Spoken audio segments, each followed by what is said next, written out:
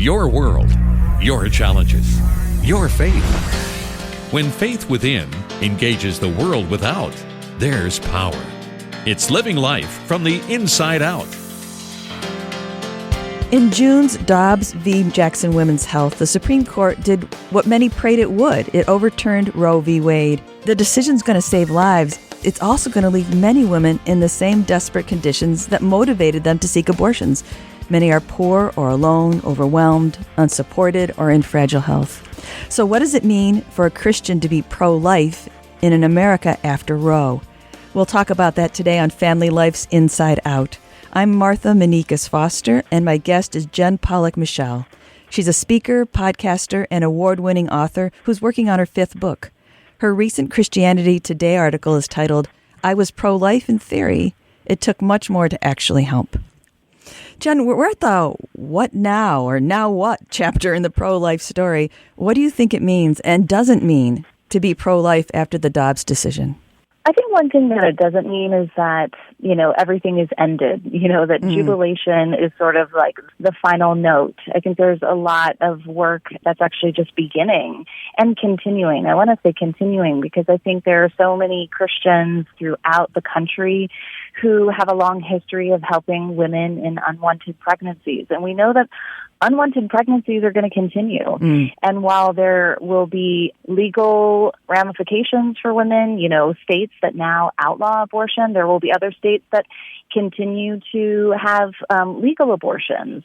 And in every state, as you mentioned in your intro, we will have women who, married and unmarried, face an unwanted pregnancy, face fear, anxiety, and real challenges for bringing that baby into the world. And I think a pro-life position means that we're helping to reimagine a world where every baby is not only brought into the world, but able to flourish.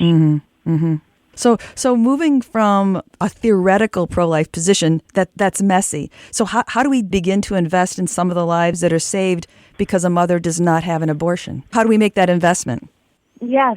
I mean, that is essentially what I had written about in my Christianity Today piece when an editor reached out for a piece after the decision.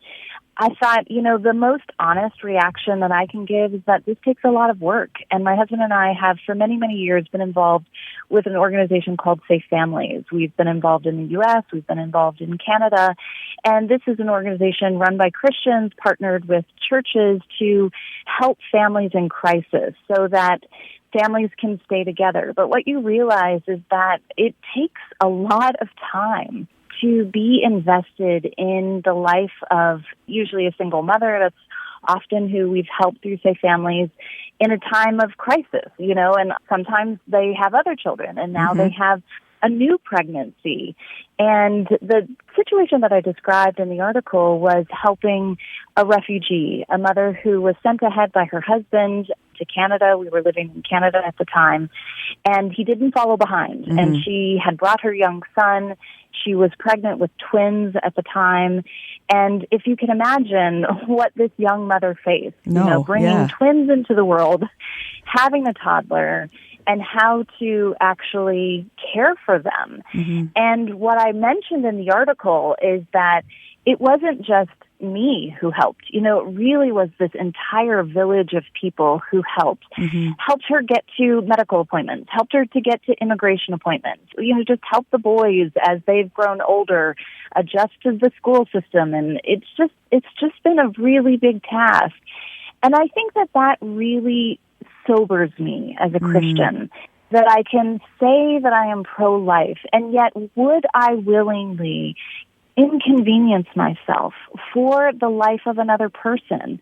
And that challenges me as a Christian. I have to be honest that I struggle. I feel resistant to that. Sure. I kind of want a comfortable, convenient life, and it's hard to give up time and money, too, to help families in crisis. Well, one of the things that really struck me in your article is that you compare time to the widow's mite, that it's the modern widow's mite. It's a currency that's incredibly difficult to sacrifice. And I think a lot of us can relate to that. And your honesty is refreshing because there's what we think we should do and there's what we want to do. And they're frequently, at least for me, not the same thing.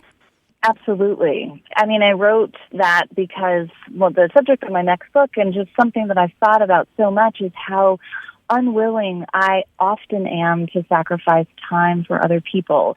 And yet I know that God is on the side of the vulnerable. Mm-hmm. And when you think about, the single mother or the widow, the orphan, I mean, these biblical categories of people who are vulnerable, and God cares about them and makes provision for them.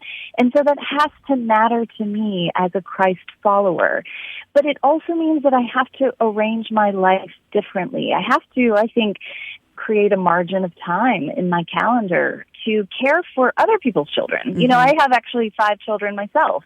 And, so many modern American families run like crazy because we're chauffeuring our kids here and there, and they're involved in all kinds of activities. And I think it is very countercultural to actually think about our time as not belonging to us and not even belonging to our children. How do we as families create a margin of time so that we actually have something to give to families in crisis?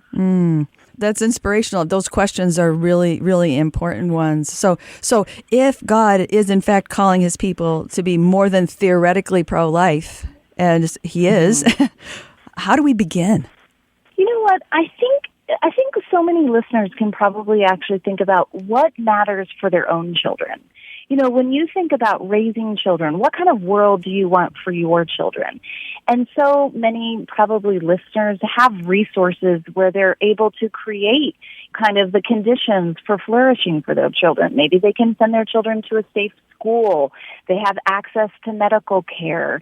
They have a relative safety in which to raise their children. But that's not true for all American children.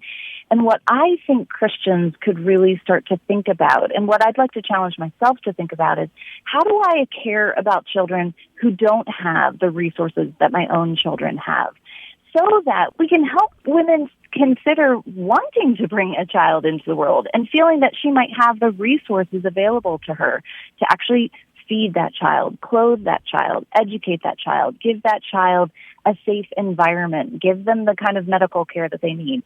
So you can be involved in Safe Families, for example, is one Christian organization that's all over North America and actually all over the world. You can, as a church, consider how might you locally be involved? What are the needs involved? Honestly, even just giving to your local food pantry helps families in crisis, so that people, when they need food, they have somewhere to go. How do you talk about raising the level of education across your state, not just in your local neighborhood? How do we create just safe environments for children to grow up in? So what I would really encourage people is you don't have to think necessarily super big. Maybe you think small, and you should partner with other people. My own experience with Safe Families is that there's so much power in a network of people that join hands together and say, you know what, we'll just make a little dent for 1 or 2 families or a handful of families in our area. Imagine if Christians got really serious about just digging in locally, helping people locally, then that movement would really spread.